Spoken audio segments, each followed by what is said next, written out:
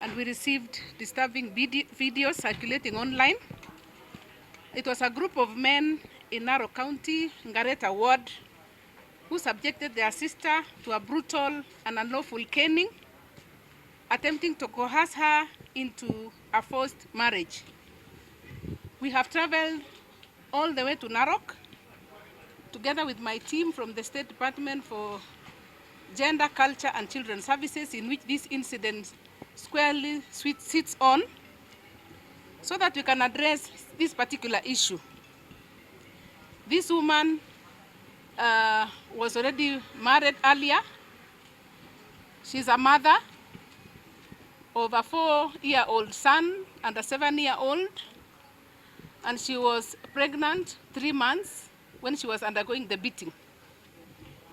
She was already married earlier, but she decided to get married to another person. Then the person to whom she had married earlier went and reported the incident to the brothers. And the brothers decided they cannot sit and see her choosing to get married to another man. Maybe their issue was who is going to pay back the cows. So they decided to go for her all the way from another sub-county, beat her very badly, subjecting her to a lot of torture without considering that she was already pregnant, with the intention of returning her back to her previous husband. The reason why we have come here is we have come here to say, although it is culture, but that is not the culture that is expressed in Article 11 of the Constitution of Kenya. The Constitution of Kenya provides for good culture because that is what forms the cradle of our society. So we have come here to say no, and as the Ministry for Gender, Culture and Children's Services, we are looking at gender, we are looking at the welfare of those children, and we are saying we cannot accept.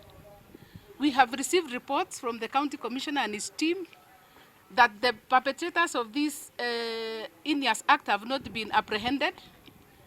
They have not been arrested. The only person who has been arrested is one of the, I think it is the former husband. But the actual people, the principal offenders, the aiders and the abettors are still out in the loose. And we have agreed in the meeting that we will not sit back until we hear that these people have been apprehended and be taken to court so they can answer to the charges of gaining and mistreating that woman. But as we speak now, the lady is safe. She's in a safe place we don't want to disclose because of her security. And we want to warn the perpetrators and say we cannot allow these kind of things to happen because it spoils the name of this county, it spoils the name of our nation, and we must condemn. Let this one be an example. There are so many unreported cases, we are told, but this one will serve as an example to anyone that people should not be beaten. Whether it is a man or a woman or a child, everybody is entitled to freedom of expression, freedom of movement, and freedom of choice. You choose whom you want to marry. Sure. It is your personal decision. Sure. Yeah. If you are not happy, you just need to inform your parents that I'm not happy. You can even pay the cows yourself. There's nothing wrong. I'm told there are only 3 cows after all. So that is why we are here.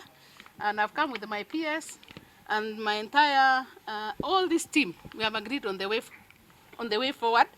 And as soon as those people are arrested, we'll follow up the case to its logical conclusion. Thank you very much. I do not, in this case, we do not support for an alternative justice system. Because which justice system are you going to suggest? Already, this lady has been subjected to beating. The alternative justice system was when she was coming from, if she had been approached to say, why did you leave your marriage?